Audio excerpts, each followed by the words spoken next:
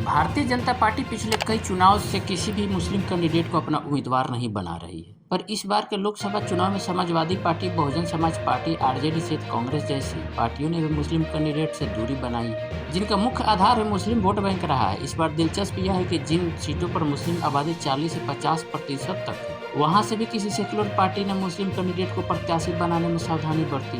तो क्या मान लिया जाए कि ये पार्टियां मुसलमानों का वोट लेना चाहती है पर उन्हें सत्ता में हिस्सेदारी नहीं देना चाहती? यह पार्टियां मुस्लिम हितैषी के रूप में आम जनता के सामने नहीं आना चाहती?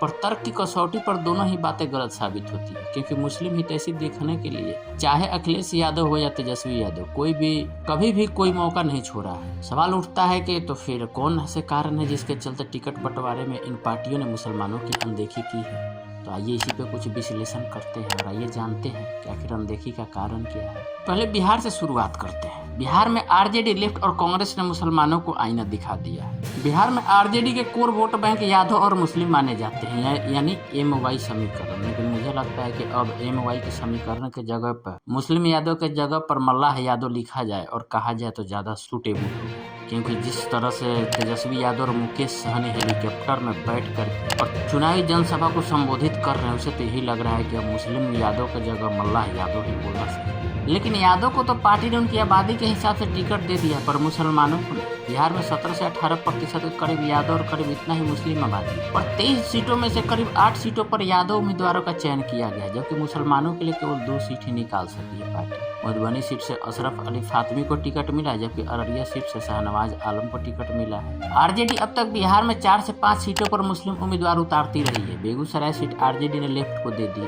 जिसके चलते तनवीर हसन के हाथ से सीट निकल गई। कांग्रेस ने अपने कोटे के 9 में से 2 सीटों पर ही मुस्लिम टिकट दिए हैं। सबसे आश्चर्यजनक ये है कि लेफ्ट ने एक भी सीट पर मुस्लिम प्रत्याशी नहीं उतारा है। मुकेश सहनी ने अपने 3 सीटों में से एक भी सीट पर मुस्लिम को प्रत्याशी नहीं बनाया। इस तरह 40 लोकसभा सीटों में से 3 से 4 सीट पर ही मुस्लिम प्रत्याशी हाथ जाने की उम्मीद है। ये तो रही बिहार की बात। अब उत्तर प्रदेश की बात करते हैं, तो उत्तर प्रदेश में भी मुस्लिम हितैषी दलों ने मुस्लिमों से किनारा कर लिया। उत्तर प्रदेश में भी सपा से लेकर बसपा और कांग्रेस तक ने मुस्लिम बहुल लोकसभा सीटों पर मुस्लिम प्रत्याशी को उतारने में संकोच किया।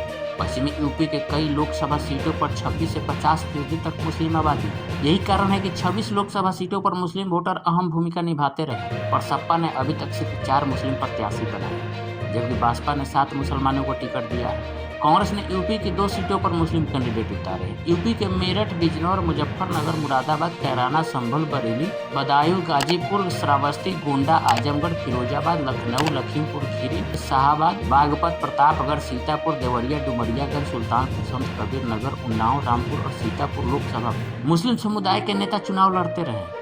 अगर उत्तर प्रदेश के चुनावी इतिहास के पन्ने पलटे जाए तो मुस्लिम नेताओं का सुनहरा इतिहास रहा है। इन सीटों पर कभी न कभी मुस्लिम समुदाय के सांसद रहे, पर 2024 के लोकसभा चुनाव में कोई भी दल मुस्लिम कैंडिडेट को नहीं उतारना चाहता है। तीसरा कारण है कि हिंदू हितैषी न सही, कम से कम हिंदू विरोधी भी नजर न आने की चाहत हो इन पार्टियों में, जो मुस्लिमों का सबसे बड़ा ठेका लेकर रखते हैं। मुस्लिम का सबसे बड़ा हितैषी काहे नहीं टिकट दे रहे हैं? बीजेपी तो देती ही नहीं है। बीजेपी तो मुस्लिम विरोधी पार्टी के लोग साबित कर देते हैं बीजेपी को। खैर बीजेपी नहीं देती है तो उसका तो बात ही अलग, जो नहीं देते। आप लोग देते हैं, आप लोग तो हितैषी है मुस्लिम के, तब ऐसा कहा आप लोग। यूपी और बिहार दोनों जगहों पर मुस्लिम हितैषी दलों की ये मजबूरी है कि मुसलमानों का वोट तो लेना चाहते हैं, पर उनके साथ दिखना नहीं चाहते।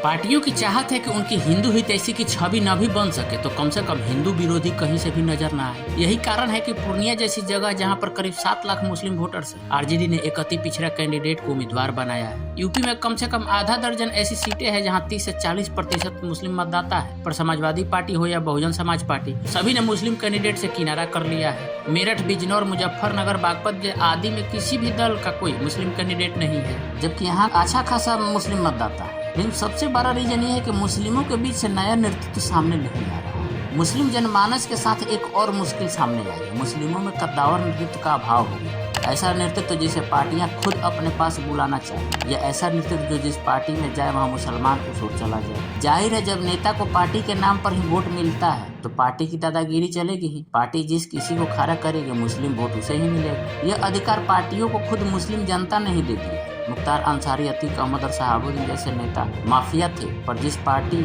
से खड़े होते थे उसके लिए असेट बन जाते थे। आजम खान में भी कबूत ऐसी थी कि अपने आसपास के जिलों में वोटर्स को प्रभावित कर सकते थे। पर अब मुस्लिम आबादी से ऐसा नेतृत्व निकल कर नहीं आ रहा है। बिहार में तो अब्दुल गफूर खान मुख्यमंत्री की कुर्सी तक पहुंचे, समता पार्टी बनाने में महत्वपूर्ण भूमिका निभाई। बाद में गोपालगंज से सांसद भी चुने गए, पर वो केवल मुसलमानों के नेता नहीं थे। यही कारण है कि असदुद्दीन ओवैसी बार बार कहते हैं कि देश की सेकुलर पार्टियों को मुसलमानों का केवल वोट चाहिए, वो उन्हें सत्ता में भागीदार नहीं बनाना चाहती है, केवल बीजेपी का डर दिखाकर उनसे वोट लेना चाहती है। ओवैसी के कैंडिडेट इसीलिए यूपी और बिहार में सेकुलर पार्टियों के लिए खतरा बन रहे हैं। नए मजबूत नेतृत्व के अभाव का ही नतीजा है कि ओवैसी की पार्टी दिन प्रतिदिन मजबूत हो रही है। मुस्लिम नेताओं को राजनीतिक दलों में टिकट न मिलने का एक और कारण इंडिया गठबंधन का अस्तित्व में आना भी है। यूपी और बिहार के आंकड़े देखने से पता चलता है कि 2014 तक ठीक ठाक संख्या में मुसलमानों को टिकट मिले हैं। 2019 में भी टिकट दिए गए मुस्लिम कैंडिडेट्स को। Samajwadi party, Bahujan Samaj party, Congress, RJD, left सभी अलग अलग चुनाव लड़ते तो जाहिर है कि मुस्लिम उम्मीदवारों को जगह भी मिलती।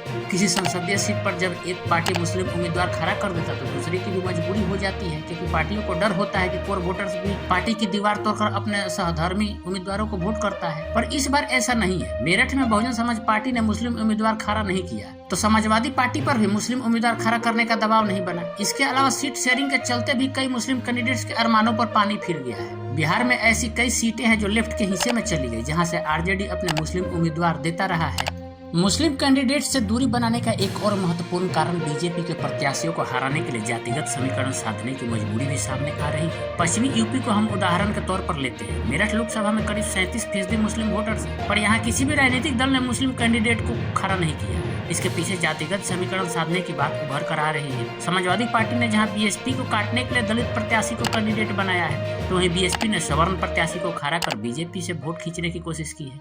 इसी तरह बिजनौर लोकसभा सीट पर 40% से ज्यादा मुस्लिम मतदाता है, लेकिन यहाँ किसी भी दल ने इस बार किसी मुस्लिम को टिकट नहीं दिया है। सपा ने दीपक सैनी को, आरएलडी ने चंदन चौहान और बसपा ने चौधरी वीरेंद्र सिंह को कैंडिडेट बनाया है। आरएलडी ने गुज्जर को टिकट दिया है तो बीएसपी ने जाट प्रत्याशी खड़ा कर जाट वोट हासिल करने की जुगत में है। सपा ने पिछड़ी जाति के उम्मीदवार बनाकर अलग जगह बनाने की कोशिश की है। मुजफ्फरनगर लोकसभा सीट में करीब 34% मुस्लिम वोटर्स हैं, पर बीजेपी ने संजीव बलियान, सपा ने हरेंद्र मलिक और बसपा ने दारा सिंह प्रजापति को प्रत्याशी बनाया है। यहाँ भी स्थानीय राजनीति के हिसाब से सपा और बसपा ने अपने जातिगत समीकरण फिट किए हैं। बागपत, बरेली, श्रावस्ती, पीलीभीत आदि में इसी तरह जातिगत समीकरणों को मुस्लिम कैंडिडेट पर तरजीह दी गई है।